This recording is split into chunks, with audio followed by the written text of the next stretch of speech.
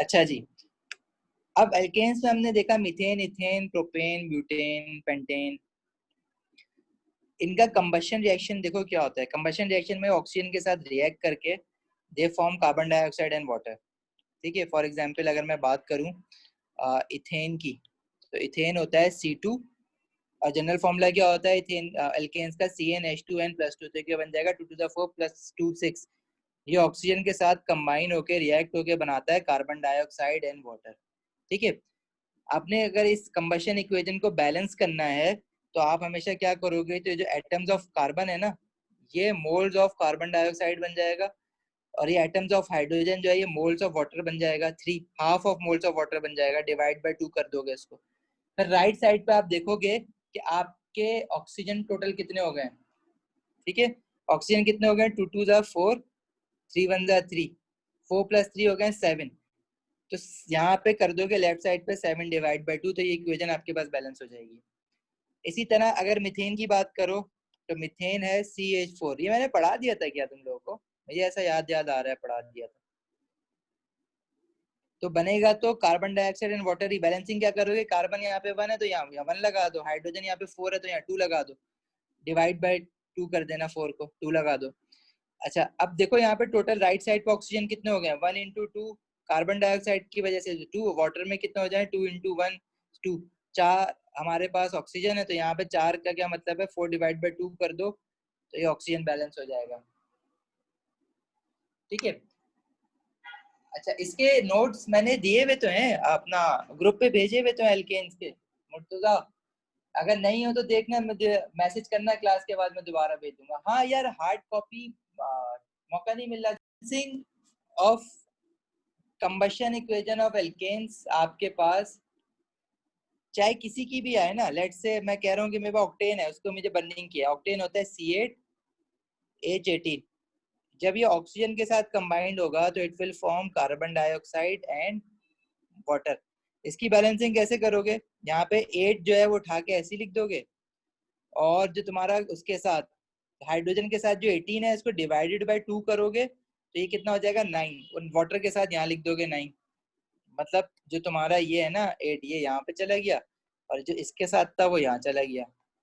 ठीक है, अब राइट साइड पे देखो ऑक्सीजन कितने हो गए, राइट साइड पे ऑक्सीजन कैसे गिनोगे, 8 कार इसकी वजह से कितने 16, और इसकी वजह से कितने 9, 16 + 9 हो गया आपके पास 24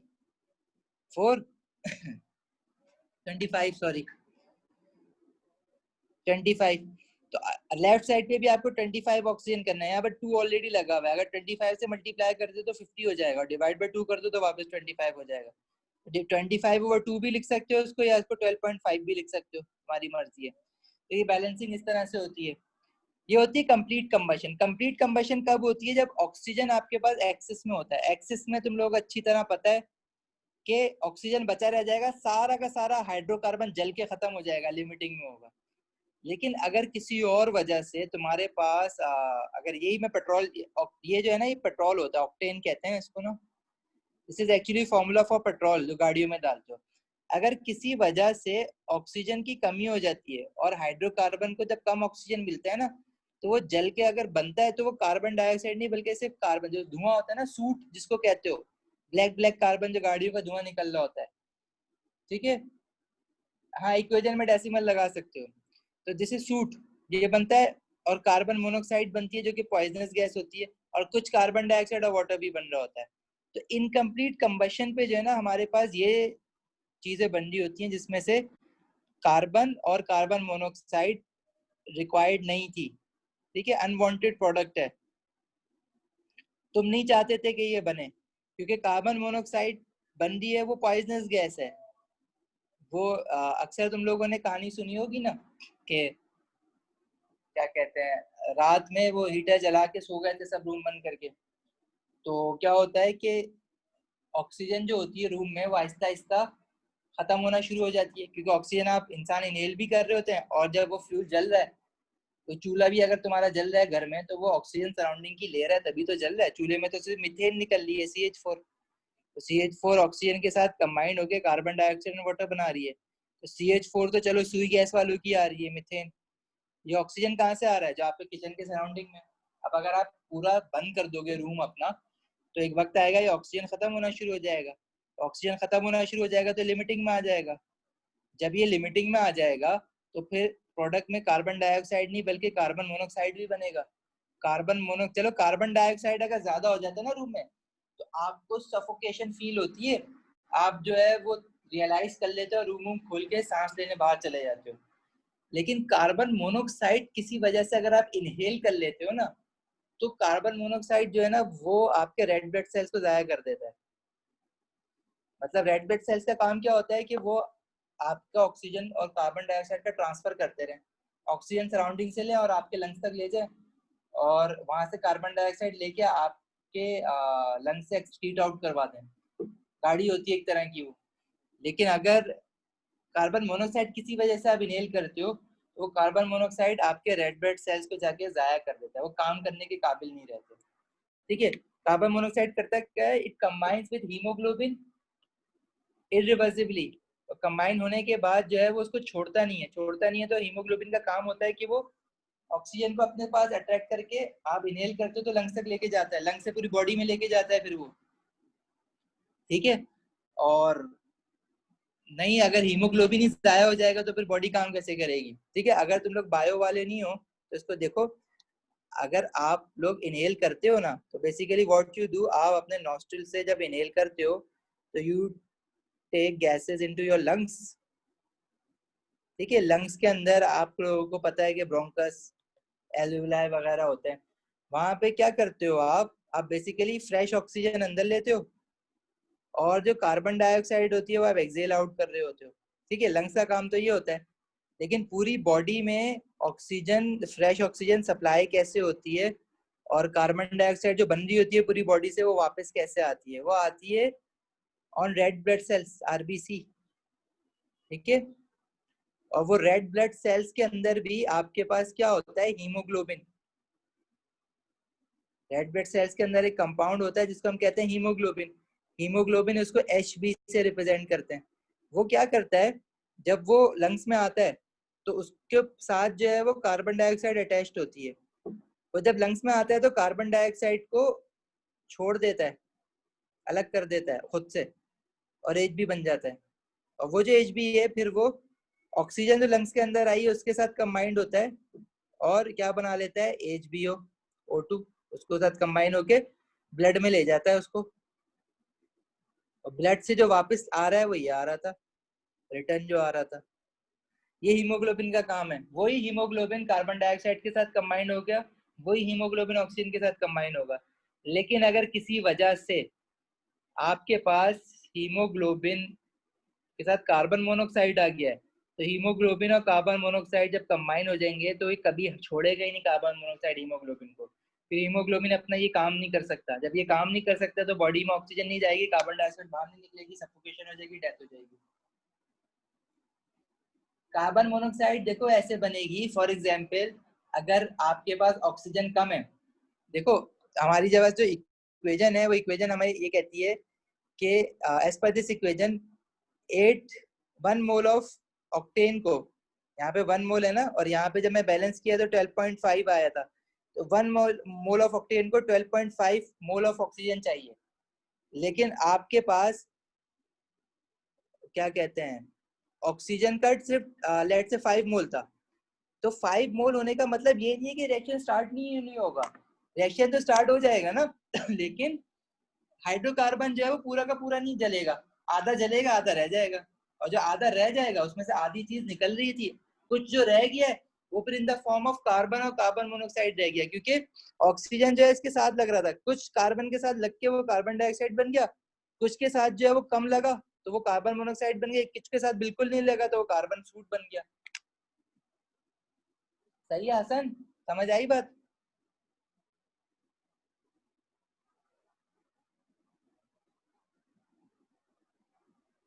अच्छा चलो, इसको तुम मेरे साथ बाद में डिस्कस कर लेना, फिलहाल इतना याद रखो कि कंप्लीट कंबशन के जो प्रोडक्ट हैं वो कार्बन डाइऑक्साइड एंड वाटर है।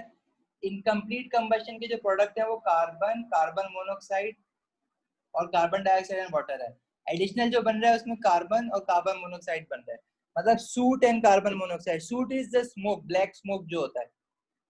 ठीक है, तो this is incomplete combustion as per your syllabus requirement, you just know, तुम्हें सिर्फ इतनी चीज पता होनी चाहिए कि कंप्लीट कंबशन क्या होती है, और रिएक्शन जो है उसमें कार्बन डाइऑक्साइड और वाटर बनता है, उस इक्वेशन की बैलेंसिंग आनी चाहिए। एंड इनकम्प्लीट कंबशन क्या होती है? Incomplete combustion where there is enough oxygen present, ठीक है, that's it. And formation of carbon monoxide takes place. Carbon monoxide ये की क्यों बात कर रहे हैं? क्योंकि ये जो बन रही है यही खतरनाक है सबसे। ब्लैक स्मोक चलो कोई प्रॉब्लम नहीं है, बनेगा दिखेगा, जहां बन रहा है आप वहां से दूर हो जाओगे। कार्बन मोनोऑक्साइड दिख नहीं रही आपको बनती।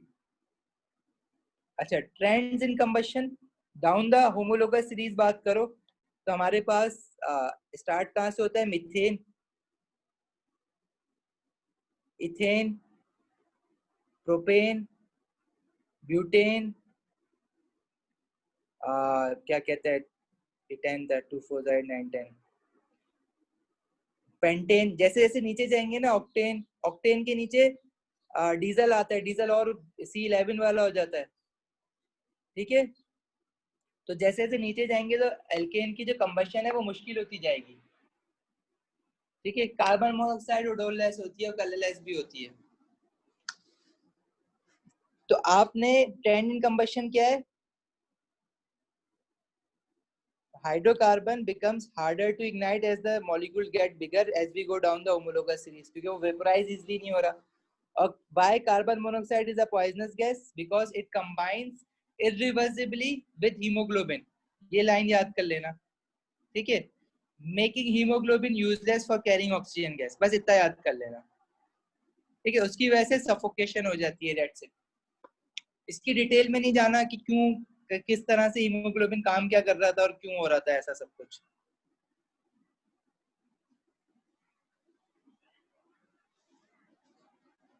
अच्छा जी, फिर हमारे पास जो सब्स्टिट्यूशन रिएक्शन ऑफ एल्केन में, अरे इतनी तेज बारिश।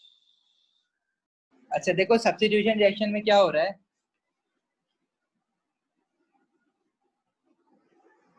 देखो होगा क्या कि क्लोरीन मॉलिक्यूल जो है ना वो under the presence of sunlight, sunlight जो है ना उसको तोड़ती है, तोड़ने के बाद फ्री रेडिकल बना देती है। फ्री रेडिकल क्या होता है कि क्लोरीन के दो एटम है जिससे इलेक्ट्रॉन शेयर कराए हुए हैं, तो फ्री रेडिकल क्या होगा कि ये टूट के अपने अपने इलेक्ट्रॉन वापस लेके वापस अपनी एटॉमिक फॉर्म में आ जाएंगे, simple. This is my free radical, ये फ्री रेडिकल होता है। और फिर ये लोग क्या करेंगे, टूटने के बाद जाएंगे इस कार्बन हाइड्रोजन के बॉन्ड को तोड़ेंगे, और बॉन्ड को तोड़ने के बाद ये इसमें से CH है, H है, इनका अपना बॉन्ड बना हुआ था, ये शेयर्ड पेड इलेक्ट्रॉन था, इसने तोड़ के हाइड्रोजन को अलग कर दिया, और एक Cl जो है वो खुद इसके साथ लग जाएगा ऐसे और हाइड्रोजन को हटा देगा। एक Cl जो है वो यहाँ पे लग गया, और एक Cl जो है वो हाइड्रोजन के साथ लग के HCl बना लेगा, ठीक है। बहरहाल हमें जो है क्या हुआ, बहुत रुक जाओ, ये सुन लो रिएक्शन, अगर जाना चाहो तो चले जाना अगर लाइट जाए तो, ठीक है, वरना सुनते रहो, रिकॉर्ड तो मैं कर ही रहा हूँ उसको। अच्छा, आप लोगों ने ना आप लोगों ने याद क्या रखना है इसमें, मैं आप लोगों को ये बता रहा हूँ कि आप लोगों ने याद क्या होना चाहिए। CH4 Cl2 से जो रिएक्ट होगा वो बनेगा CH, पहले एक हाइड्रोजन हटेगा, तीन हो जाएंगे, और एक Cl लग जाएगा और HCl बन जाएगा। इसमें एक क्लोरीन लगा है ना, तो ये मिथेन से बना है, देखो इसका नाम क्या था, मिथेन। और इसमें एक क्लोरीन लगा है, एक क्लोरीन को हम कहते हैं मोनो, तो इसका नाम हम देंगे मोनो क्लोरो मिथेन। ये डैश लगाते नहीं है, मैं इसलिए लगा रहा हूँ कि बस समझाने के लिए कि मोनोक्लोरोमीथेन, तीन टुकड़ों को जोड़ के मैंने एक नाम बनाया। मोनो मतलब one chlorine, one chlorine methane के साथ लगा है। अच्छा, फिर ये रिएक्शन ना फॉरवर्ड होगा, आगे बढ़ता रहेगा। तो ये रिएक्शन के ना कुछ स्टेप्स होते हैं, जो दूसरा स्टेप होता है ना इसको हम कहते हैं प्रोपगेशन स्टेप। पहला स्टेप क्या होता है इसमें, पहला स्टेप ये होता है जिसमें ये क्लोरीन बॉन्ड टूटा था, तो इसके तीन स्टेप्स होते हैं। एक होता है इनिशिएशन, उसमें हम क्या कहते हैं कि जो Cl2 था वो टूट के क्लोरीन फ्री रेडिकल्स बने थे दो, दिस इज इनिशिएशन। और इनिशिएशन में क्या हो रहा होता है, हमारे पास chlorine free radicals are formed, ठीक है, and it only happens in the presence of sunlight. Sunlight या अल्ट्रावायलेट लाइट। अगर सनलाइट नहीं होगी तो ये रिएक्शन आगे नहीं होगा। अच्छा, दूसरे जो स्टेप होता है इसको हम कहते हैं प्रोपगेशन स्टेप, जो यहाँ पे हम बना रहे हैं। This is known as propagation step. Propagation मतलब एक बार अगर क्लोरीन रेडिकल्स बन जाएंगे तो ये रिएक्शन आगे प्रोपगेट करता रहेगा। This is known as propagation step. Propagation step में क्या होता है कि पहले एक हाइड्रोजन हटा, उसकी जगह क्लोरीन रख दिया और HCl बन गया। फिर उसके बाद ये जो प्रोडक्ट बना है ना मोनोक्लोरोमीथेन, ये it will undergo further reaction. मतलब ये जो CH3Cl बना है इसके साथ और क्लोरीन जो है वो एक हाइड्रोजन और हटा देगा। हाइड्रोजन 3 से अब 2 हो जाएंगे और क्लोरीन 1 से 2 हो जाएंगे और यहाँ पे HCl बन जाएगा। और इसका नाम क्या बनेगा, देखो इसमें अब 2 क्लोरीन आ गए तो मोनो की जगह मैं लिखूंगा di. This is known as dichloro. और किससे बना है, मीथेन से बना है ना ये सारा सब कुछ, डाइक्लोरोमीथेन। फिर again dichloromethane will further undergo a reaction Cl2 के साथ and it will form CH। एक हाइड्रोजन और हटेगा, एक क्लोरीन और लग जाएगा तो टोटल क्लोरीन 3 हो जाएंगे and this is known as ट्राइक्लोरोमीथेन।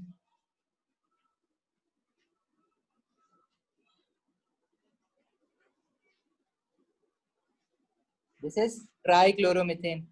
अच्छा, आगे नेक्स्ट, अब ये ट्राइक्लोरोमीथेन जो है it will undergo a further reaction. जो एक हाइड्रोजन जो लगा है वो भी हट जाएगा, बाकी सारे के सारे क्लोरीन हो जाएंगे CCl4।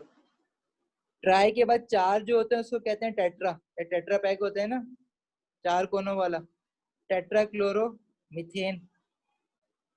अभी जो टेट्रा क्लोरो मिथेन होता है ना, ये तुम्हारा क्लोरोफॉर्म जो होता है ना, जिसको वो किडनैपिंग करते वक्त बेहोश करने के लिए यूज करते हैं, that is tetra chloro methane. CCl4 उसका फॉर्मूला होता है।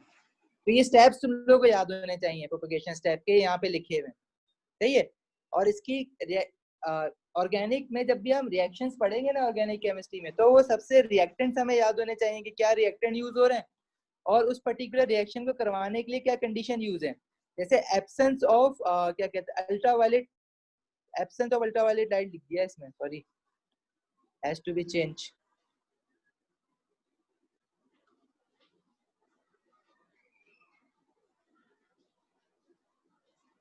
तो इसको जो है ना ये एब्सेंस काट दो, इज नॉट एब्सेंस। और प्रेजेंस ऑफ अल्ट्रावायलेट लाइट्स है, ठीक है, क्योंकि ये रिएक्शन जो होता है वो होता ही in the presence of sunlight है या अल्ट्रावायलेट लाइट है, ठीक है। इसलिए इस रिएक्शन को नाम देते हैं फोटोकेमिकल रिएक्शन, ठीक है। This is the photochemical reaction, reaction in the presence of sunlight only, ठीक है। अच्छा, अगर डार्क में रखोगे इसको, डार्क में ये रिएक्शन नहीं होगा, अंधेरे में नहीं होगा ये रिएक्शन, ठीक है। और ये जो CCl4 बन रहा है ये टाइपिंग मिस्टेक है, CCl4 है। ड्राई क्लीनिंग एजेंट के तौर पे यूज होता है। और मैंने तुम्हें एक और इसका यूज बताया, क्लोरोफॉर्म। क्लोरोफॉर्म जो होता है वो ये चीज होती है, ठीक है। क्लोरीन की जगह पे यहाँ पे क्या कहते हैं ब्रोमीन भी यूज हो सकता था। ब्रोमीन भी यही सिमिलर रिएक्शन करता, बस फर्क क्या होता, CH3Cl की जगह CH3Br बनता और हाइड्रोजन क्लोराइड की जगह हाइड्रोजन ब्रोमाइड बन जाता। डार्क में रिएक्शन इसलिए नहीं होता क्योंकि ये इनिशिएट ही नहीं हो पाता, इनिशिएशन नहीं हो पाएगी। इनिशिएशन क्या मतलब है, ये वाला, ये जो काम है ना क्लोरीन का बॉन्ड तोड़ना, तो डार्क सनलाइट ये बॉन्ड तोड़ती है, इसलिए सनलाइट चाहिए। डार्क सनलाइट में जो अल्ट्रावायलेट रेज होती है ना, वो ये वाला बॉन्ड तोड़ती है। अंधेरे में सनलाइट नहीं होगी, अल्ट्रावायलेट रेज नहीं होगी, तो ये रिएक्शन नहीं होगा। सही है। अच्छा, एल्केन का एक और रिएक्शन है जिसको हम कहते हैं क्रैकिंग। क्रैकिंग क्या होता है, देखो क्रैकिंग में हम लार्जर एल्केन मॉलिक्यूल्स को तोड़ के स्मॉलर एल्केन मॉलिक्यूल्स बनाते हैं। जैसे ये जो है ना C15H32, इसको हम लोग हीट करते हैं या कैटलिस्ट डालते हैं तो ये ब्रेक हो जाता है। देखो C2H4 इथीन में ब्रेक हुआ, प्रोपीन में ब्रेक हुआ और ऑक्टेन में ब्रेक हुआ। अब ये इथीन और प्रोपीन एल्कीन्स हैं, ये हम आगे पढ़ेंगे क्या होती हैं, लेकिन ये तो तुमने पढ़ा है ना ऑक्टेन एल्केन। अब ये जो इतना बड़ा फ्रैक्शन है, अब ये गाड़ियों में पेट्रोल की जगह नहीं डाल सकते, ये थिक होता है लुब्रिकेटिंग ऑयल जैसा। तो आप बेसिकली इसको तोड़ के इसमें से देखो मोर यूजफुल फ्रैक्शन बना लिया आपने, जिसको आप मोर यूजफुल प्रोडक्ट बना लिया, जिसको आप पेट्रोल कहते हो। ऑक्टेन इज पेट्रोल ना। Cracking is done to form more useful hydrocarbons. बड़े चेन को हम तोड़ तोड़ के छोटी चेन बना लेते हैं और these small change are more useful for us. ठीक है, there are two types of cracking, एक तो थर्मल क्रैकिंग है और एक कैटालिटिक क्रैकिंग है। इनको तोड़ोगे कैसे? या तो इनको हीट करके तोड़ो या इनको कैटलिस्ट डाल के तोड़ो।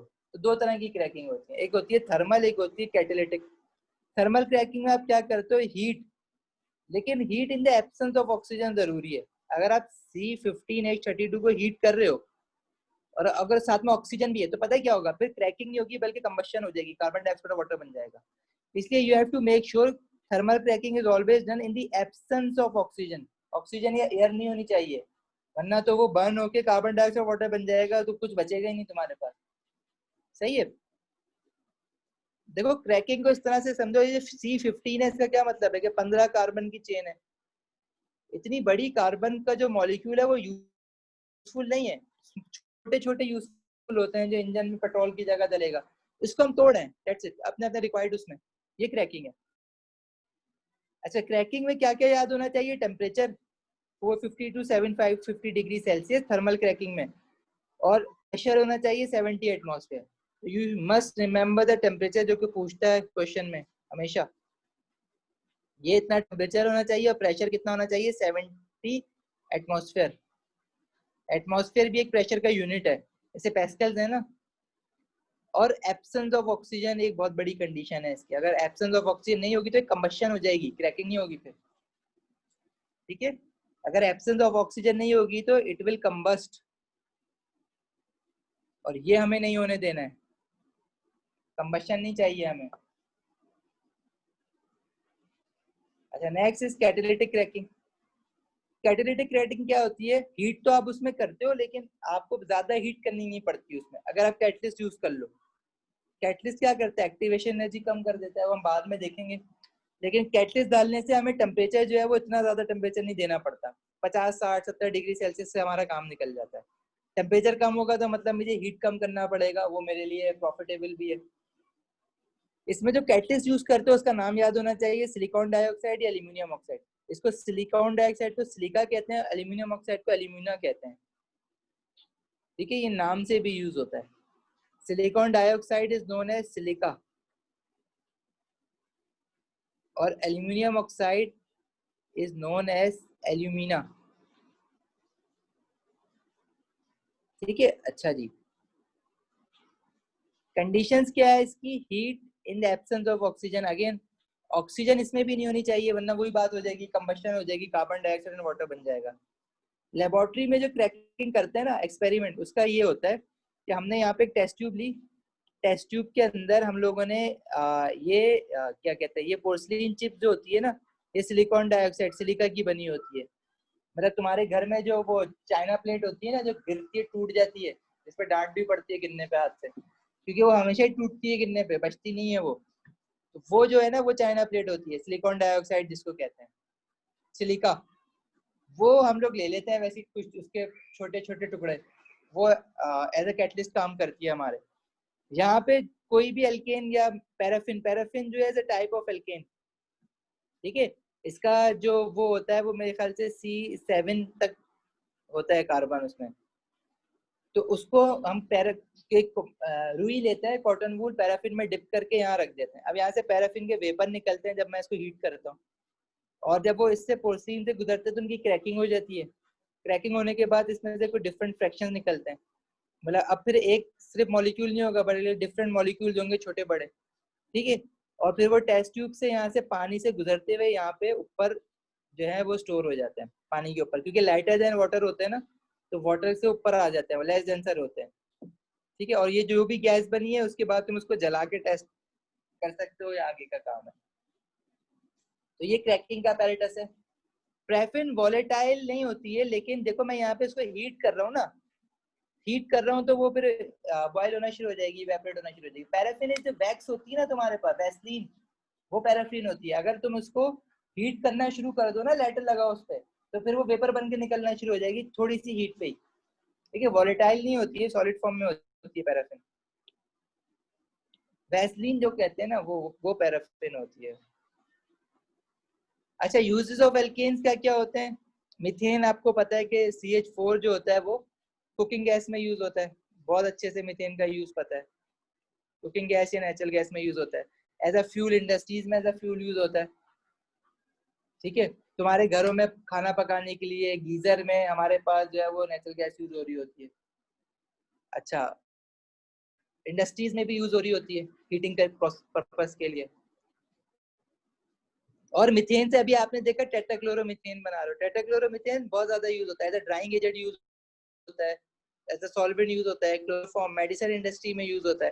क्लोरोफॉर्म जो है एनेस्थीसिया जो होता है उसके लिए यूज हो रही होती हैं ये चीजें। इथेन जो है वो हीटिंग फ्यूल यूज होता है। प्रोपेन जो है वो raw material in petrochemistry. Petrochemistry क्या होती है, जो पेट्रोकेमिकल इंडस्ट्रीज होती हैं जो प्लास्टिक्स वगैरह बनाती हैं, जो प्लास्टिक्स होते हैं ये भी असल में ऑर्गेनिक कंपाउंड से बन रहे होते हैं। तुम्हारी प्लास्टिक चेयर जो है ये सारी ऑर्गेनिक, प्लास्टिक आता है ऑर्गेनिक कंपाउंड से। ठीक है,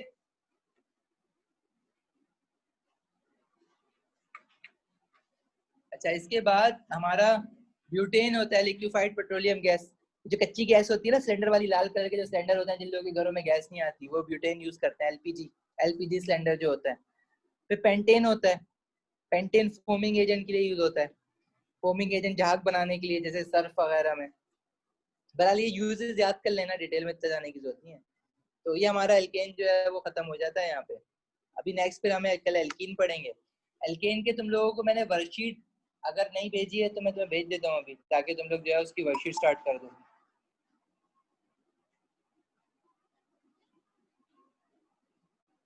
ओके, कोई सवाल?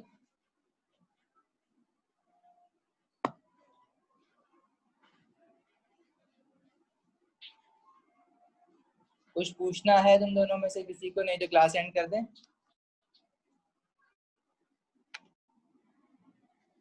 ओके चलो, best of luck, Allah Hafiz.